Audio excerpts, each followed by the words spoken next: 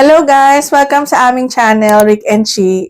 So if pangarap mong mag-migrate dito sa Canada, this video is for you. So today, tuturuan ko kayo step by step kung paano mag-apply ng Express Entry ngayong 2026.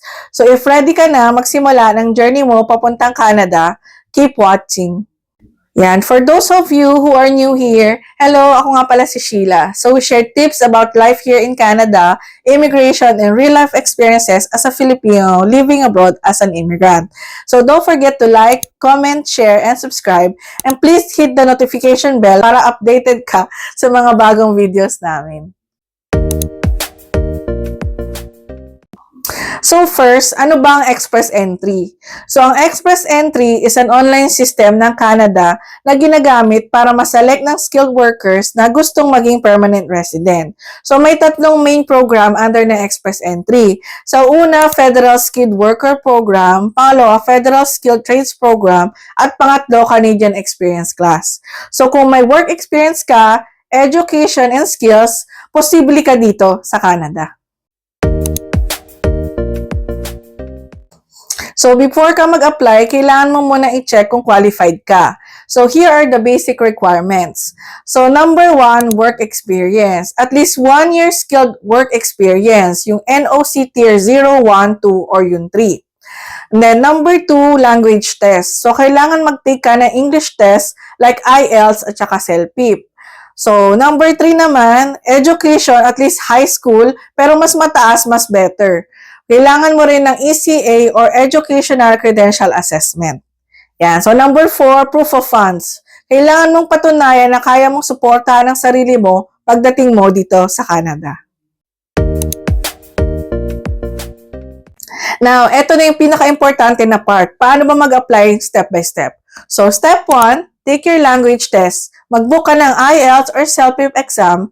Make sure mataas ang score mo para higher ang chances. Yan. Step 2 naman, get your ECA.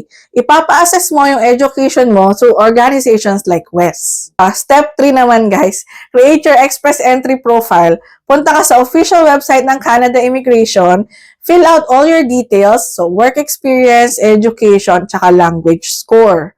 Yan. So, step 4, guys, is get your CRS score. So, ito yung pointing system ng Canada.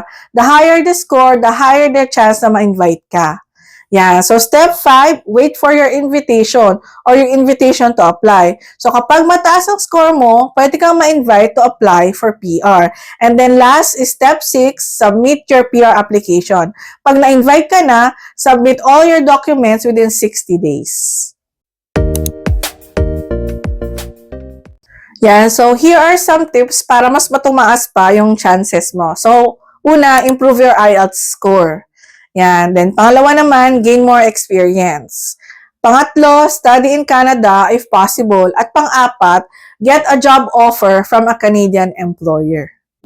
Yan. So, pero real talk lang guys, no? Hindi talaga madali ang mag-apply ng Express Entry. Kasi mataas yung competition. Pero hindi naman siya imposible. Kasi marami pa rin Filipino ang naging successful sa pag-apply ng Express Entry dito sa Canada.